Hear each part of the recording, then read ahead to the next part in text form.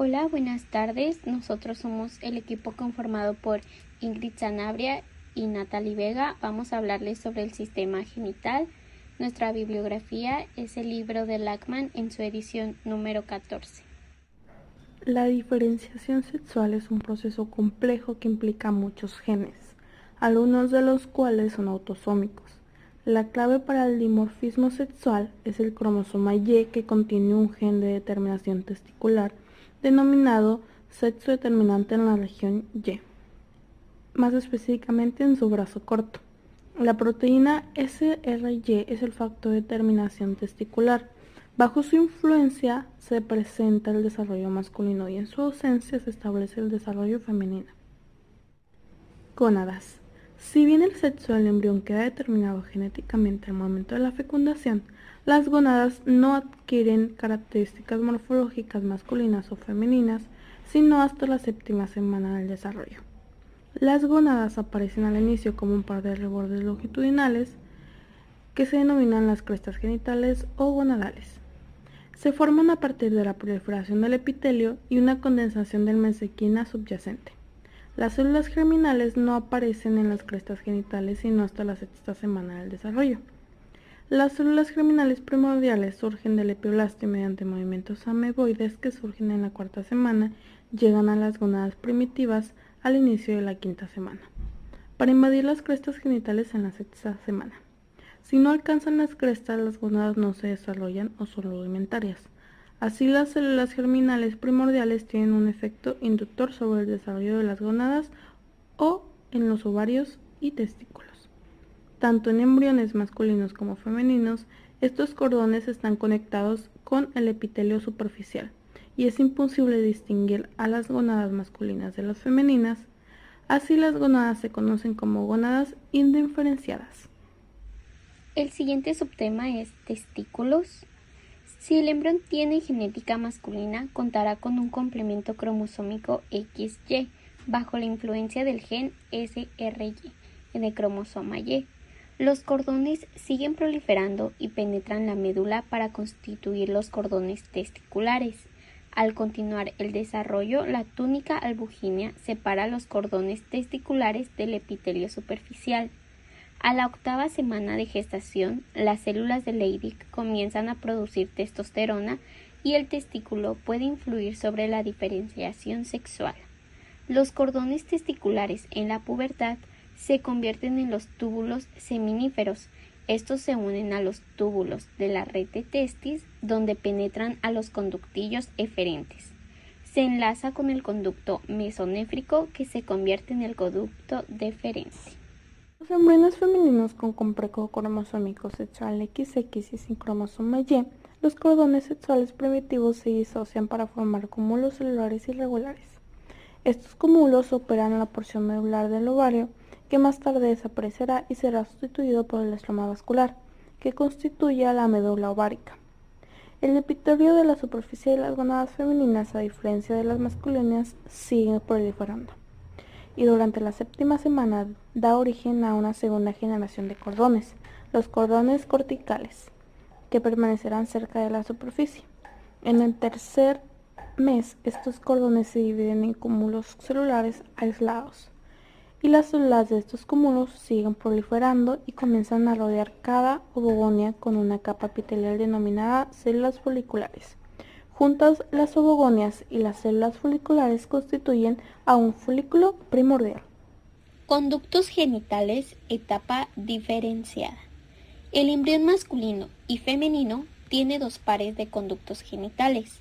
Los conductos mesonéfricos, también conocidos como de Wolf, y los conductos paramesonéfricos, también conocidos de Muller.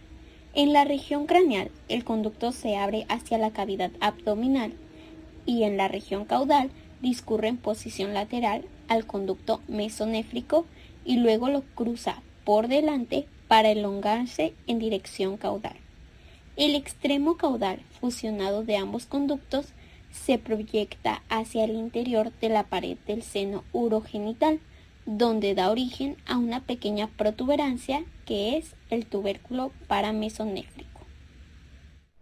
Así puede afirmarse que el sexo genético de un embrión se define en el momento de la fecundación, con base en si el espermatozoide porta un cromosoma X o uno Y.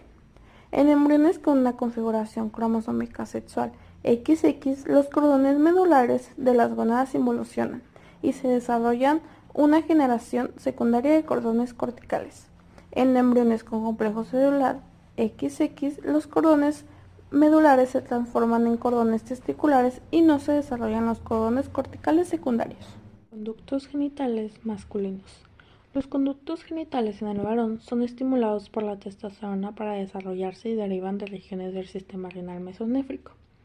Algunos de los túbulos excretores originales, los túbulos epigenitales, establecen contacto con los cordones de la red de Tetis y constituyen los conductillos eferentes del testículo. Los túbulos paragenitales no se unen a los cordones de la red de Tetis. Sus vertigios se conocen en conjunto como paradidimo. Excepto por su extremo craneal, el apéndice del epididimo y los conductos mesofrénicos. Estos persisten y dan origen a los conductos genitales principales, justo por debajo del sitio de la entrada de los conductillos eferentes. Los conductos mesofrénicos se logan y desarrollan 5 ovulaciones para constituir el conducto del epididimo. Desde la cola del epididimo hasta la región en que emerge la vesícula seminal. La región del conducto que se extiende más allá de las vesículas seminales constituye al conducto eyaculador, bajo la influencia de la hormona antimullérica o también denominada sustancia inhibidora de Müller, que sintetiza la célula de Sertoli. Los conductos paramesonéfricos en el varón degeneran, excepto por una porción pequeña en sus extremidades craneales, el apéndice testicular. Conductos genitales femeninos. En presencia de estrógenos, los conductos paramesonéfricos se convierten en los conductos genitales principales del embrión femenino. En un inicio se reconocen 3 partes en cada conducto: un segmento vertical craneal que se abre hacia la cavidad abdominal, una región horizontal que cruza el conducto mesonéfrico y un segmento vertical caudal que se fusiona con su par del lado opuesto. Con el descenso del ovario, las primeras 2 partes se convierten en la tuba uterina y las porciones caudales se fusionan para constituir el conducto uterino. El ligamento ancho del útero es un pliegue que se extiende hasta la pared de la pelvis. La tuba uterina se ubica sobre el borde superior y el ovario en la superficie inferior. El útero y el ligamento ancho dividen la cavidad pélvica en fondo del saco rectouterino y el saco vesicouterino. Los conductos paramesonéfricos fusionados dan origen al cuerpo y al cérvix, así como al segmento superior de la vagina. Conductos genitales masculinos. Los conductos genitales en el varón son estimulados por la testosterona para desarrollarse y derivan de regiones del sistema renal mesonéfrico. Algunos de los túbulos excretores originales, los túbulos epigenitales, establecen contacto con los cordones de la red de Tetis y constituyen los conductillos eferentes del testículo. Los túbulos paragenitales no se unen a los cordones de la red de Tetis. Sus vertigios se conocen en conjunto como paradidimo. Excepto por su extremo craneal, el apéndice del epididimo y los conductos mesofrénicos. Estos persisten y dan origen a los conductos genitales principales, justo por debajo del sitio de la entrada de los conductillos eferentes. Los conductos mesofrénicos se logan y desarrollan 5 ovulaciones para constituir el conducto del epididimo. Desde la cola del epididimo hasta la región en que emerge la vesícula seminal. La región del conducto que se extiende más allá de las vesículas seminales constituye al conducto eyaculador, bajo la influencia de la hormona antimullérica o también denominada sustancia inhibidora de Müller, que sintetiza la célula de Sertoli. Los conductos paramesonéfricos en el varón degeneran, excepto por una porción pequeña en sus extremidades craneales, el apéndice testicular. Regulación molecular del desarrollo de los conductos genitales femeninos. El WNT4 es el gen de determinación ovárica.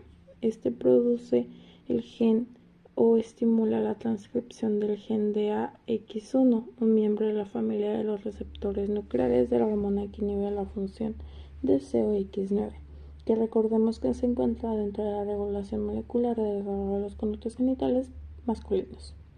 Además, la WNT4 regula la expresión de otros genes responsables de la diferenciación ovárica, pero estos genes blancos no se han identificado. Un blanco pudiera ser el gen TAFLL105. Los estrógenos también están implicados en la diferenciación sexual y bajo su influencia los conductos paramesonéfricos de Müller son estimulados para constituir las tubas uterinas, el útero, el cuello del útero y el segmento superior de la vagina. Además, los estrógenos actúan sobre los genitales externos en la fase indiferenciada, para dar origen a los labios mayores, los labios menores, el clítoris y el segmento inferior de la vagina. Vagina. Surgen evaginaciones sólidas a partir de la porción pélvica del seno. Estos bulbos senovaginales proliferan y dan origen a una placa vaginal sólida. Para el final del quinto mes, la evaginación está totalmente canalizada. La cavidad de la vagina permanece separada del seno urogenital por el himen.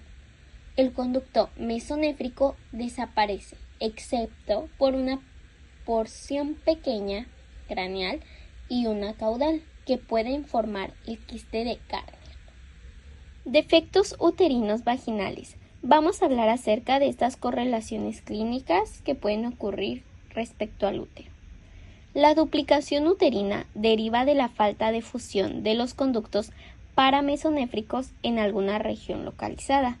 En su forma extrema, el útero se duplica por completo, que se conoce como útero didelfo, y en la menos grave se trata de una indentación en la línea media conocida como útero bicorne.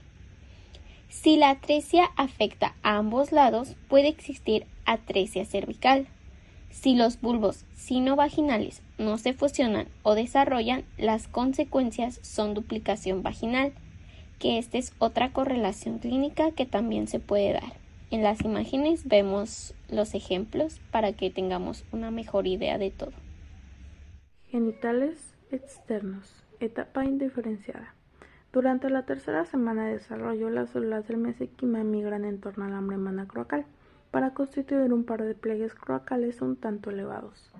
En posición craneal a la membrana cloacal, los pliegues se unen para constituir el tubérculo genital.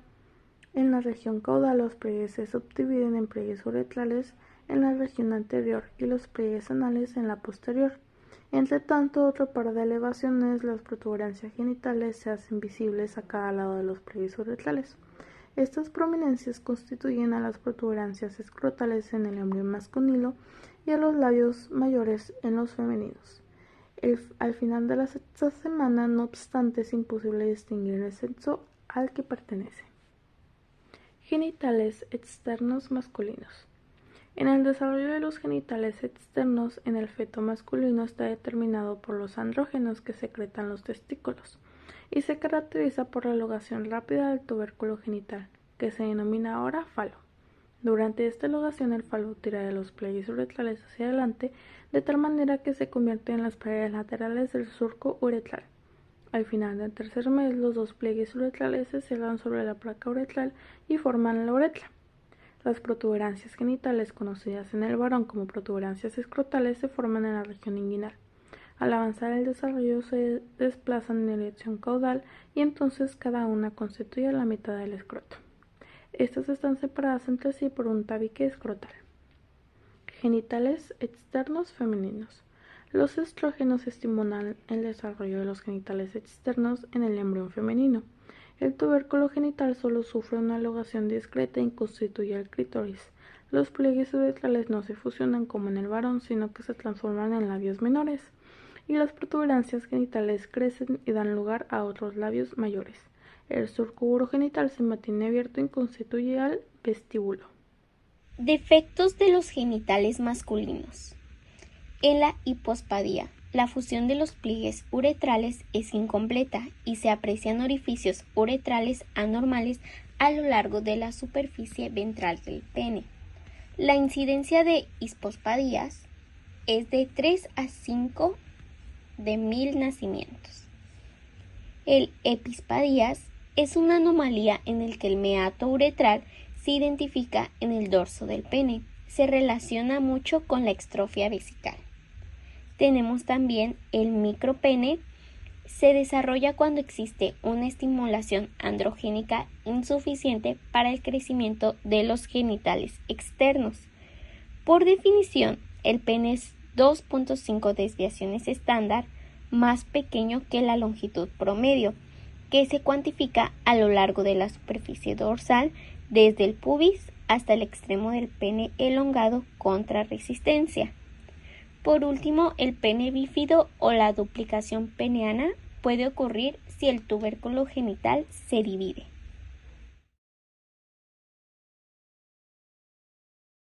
Trastornos del desarrollo sexual. Los genitales ambiguos pueden tener un aspecto de un clítoris grande o un pene pequeño. Así, un neonato puede tener un aspecto femenino característico, pero con un clítoris grande, que es conocido como hipertrofia del clítoris, o tener características masculinas y un pene pequeño abierto por su superficie ventral, conocido como hispospadías. En algunos casos, estas anomalías se presentan en individuos con características de ambos sexos. En los casos en que existen trastornos ovotesticulares del desarrollo sexual, lo que antes era conocido como hermafroditismo verdadero, existe tanto tejido ovárico como testicular. Así, el tejido gonadal puede consistir en cualquier combinación de ovario. Tenemos también otra característica de las correlaciones clínicas, que es el trastornos 46XX del desarrollo sexual. En este caso son productos femeninos en los cuales se masculinizan los genitales externos y les determinan un aspecto ambiguo. La hiperplasia suprarrenal congénita es la causa más frecuente de genitales ambiguos. Ahí tenemos la foto para tener un poco más el contexto. También tenemos trastornos del desarrollo sexual 46XY. La deficiencia aislada de sustancias inhibidoras de Müller es un trastorno infrecuente en que no existe síntesis de MIS. La consecuencia es que los genitales son normales para un varón, pero existen grados diversos de remanentes del sistema mülleriano, incluso útero y tubas uterinas. Otra causa de la ambigüedad sexual en el varón es el síndrome de insensibilidad a andrógenos. En consecuencia, los andrógenos que se sintetizan en el testículo no pueden inducir la diferenciación de los genitales masculinos, puesto que estos pacientes tienen testículos y existe MIS, lo que suprime el sistema paramesonéfrico y no se detectan tuba uterina o útero. Descenso de los ovarios. El descenso de las gónadas es considerablemente menor en el feto femenino que en el masculino, y los ovarios por último se establecen justo por debajo del borde de la pelvis verdadera. El ligamento genital craneal constituye el ligamento superior del ovario y en tanto el ligamento genital caudal da origen al ligamento útero-ovárico y al ligamento redondo del útero. Este último se extiende hacia los labios mayores y da fin al descenso de los ovarios. Tenemos una correlación clínica sobre esto, que son las hernias y la criptoquirdia. Cuando el conducto entre la cavidad abdominal y el proceso vaginal no se cierra, las asas intestinales pueden descender hacia el escroto y producir una hernia inguinal directa conectiva. En ocasiones la obliteración de este conducto es irregular y da origen a pequeños quistes que se puede secretar fluido y generar un hidrocele testicular del cordón espermático o ambos. En menos del 1% de los lactantes, uno o ambos testículos no desciende. En esta condición se denomina criptoquirdia.